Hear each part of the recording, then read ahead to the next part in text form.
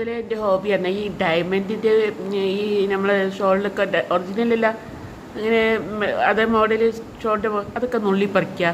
അപ്പോൾ ഡാഡിയുടെ അനിയനെ ചാച്ചി എന്നാണ് വിളിക്കുക. ചാച്ചി ചാച്ച ചാച്ച പറഞ്ഞ ഹിന്ദിയിൽ അച്ഛനും അനിയന് ഡാഡി മിലിറ്ററി ആയതുകൊണ്ട് അങ്ങനത്തെ പേരൊക്കെയാണ് വിളിക്കൽ. ചാച്ച ചാച്ചി പിന്നെ ഡാഡി അന്നത്തെ കാലത്ത് ഡാഡി മമ്മി എന്നാണ് വിളിക്കുക. 71 ആ സമയത്ത് ആരും ഡാഡി മമ്മി എന്നൊന്നും അങ്ങനെ വിളിക്കില്ല. എന്നിട്ട് ഞാൻ ഇങ്ങനെ പറയുമ്പോൾ എല്ലാവർക്കും അത് ചെയ്യും. ചാച്ച ആരാണ് ചാച്ചി ആരാണെന്നൊക്കെ ചോദിച്ചിട്ടുണ്ട്. അപ്പോൾ ഹിന്ദിക്കാർ ഈ ഉപ്പ അമ്മ എന്നൊക്കെ വിളിക്കും. അവർക്ക് വലിയ ഇതാണ് കളിയാ, അവർക്ക് അറിയില്ലല്ലോ എന്താ സംഭവം എന്ന്. അപ്പോൾ മദ്രാസികൾ എന്നാണ് ഞങ്ങളെക്കൊണ്ട് പറയൽ. അപ്പോൾ ഞാനിങ്ങനെ ഓരോ സംഭവങ്ങൾ നുള്ളി പെറുക്കി ഇങ്ങനെ ഗൂഗിളിൽ നോക്കിയിട്ട് അവിടുത്തെ കാലാവസ്ഥ, അവിടെ കല്ലുകളുണ്ടോ. അപ്പോൾ അത് കല്ലുകൾ നോക്കുമ്പോൾ എനിക്ക് ഇവിടെ മാൽദീവ്സിലുണ്ട്. പക്ഷേ അത് അവിടെ നിന്നും നമുക്ക് എടുത്തു കൊണ്ടുവരാൻ പറ്റില്ല. പക്ഷേ നമ്മളവിടുത്തെ നിയമം കൂടി നോക്കും. എടുക്കാൻ പറ്റാത്തതായിട്ട് നമുക്ക് എടുത്താൽ ബുദ്ധിമുട്ടല്ലേ. അവരെ ഹരിക്കുന്നതിന് തുല്യമല്ലേ. നമ്മളത് അലൗഡ് അല്ലെങ്കിൽ അത് കൊണ്ടുവരേണ്ട ആവശ്യമില്ലല്ലോ. അങ്ങനെ നിയമവും അവിടുത്തെ സംഭവങ്ങളും എല്ലാം നോക്കിയിട്ടേ ഞാൻ ചെയ്യുള്ളൂ.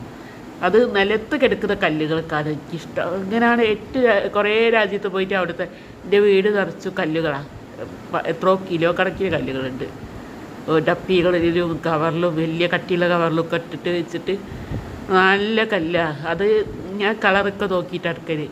ബ്ലാക്ക് കളറ്, അങ്ങനെ ഡാർക്ക് ബ്ലാക്ക്, അങ്ങനെ പല കളറുള്ള അങ്ങനത്തെ ഒക്കെ കല്ലുകൾ ഉണ്ടാവില്ല. അപ്പോൾ അതൊക്കെ നോക്കിയിട്ട് അതിൻ്റെ പ്രത്യേക മിനുസവും അതിൻ്റെ ഷേപ്പും അതിൻ്റെ മിന്നലും ചില കല്ലുകൾക്ക് ഭയങ്കര അട്രാക്ഷൻ ഉണ്ടാവും.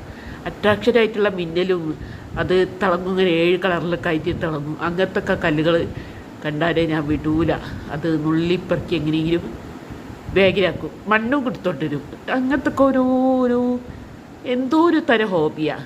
അതിനായിട്ട് പോയി രാജ്യം കാണാൻ, കല്ലും മണ്ണും പെറുക്കാൻ വേണ്ടിയിട്ട്. അങ്ങനെ പെറുക്കി ചിലപ്പോൾ എനിക്ക് അമൂല്യമായിട്ട് എന്തെങ്കിലും കിട്ടിയേക്ക്. ഇപ്പം സൗദിയിൽ ഒന്ന് പോകണമെന്നുണ്ട്. അവിടെ ജബർ അൽ ഖത്തർ എന്ന വോൾക്കാനിക്കുണ്ട് മദീനയിൽ. അപ്പോൾ അതിൻ്റെ അടുത്ത് ഡയമണ്ടിൻ്റെ അംശങ്ങൾ എന്തായാലും ഉണ്ടാവും, ഡയമണ്ടിൻ്റെ സ്റ്റോൺ. അപ്പം സൗദി ഭരണാധികാരിൻ്റെ പെർമിഷൻ കിട്ടിയാൽ അവിടെ നിന്ന് ഉള്ള സുഹൃത്തുക്കളടുത്ത് ബന്ധപ്പെട്ട് പെർമിഷൻ കിട്ടിയിട്ട് വേണം, എനിക്ക് ലൈസൻസ് കൂടി കിട്ടിയിട്ട് വേണം എനിക്ക് അവിടെ പോയിട്ട് ഗവേഷണം നടത്തിയിട്ട് ഡയമണ്ട് ഉണ്ടാവും 100% ഉറപ്പാണ് എനിക്ക്. അപ്പോൾ ഞാൻ പറഞ്ഞ മാതിരി 2027 കഴിഞ്ഞ് മെയ് 31 കഴിഞ്ഞിട്ട് വേണം ഈ പരിപാടിക്ക് ഇറങ്ങി തിരിക്കാൻ. അതൊക്കെയാണ് എൻ്റെ മോഹങ്ങളും ആഗ്രഹങ്ങളും. ഹോബി എന്ന് പറയാം. ഹോബിയും ഉണ്ട് കുറേ കല്ലുകൾ എന്ന് പറഞ്ഞിട്ട്.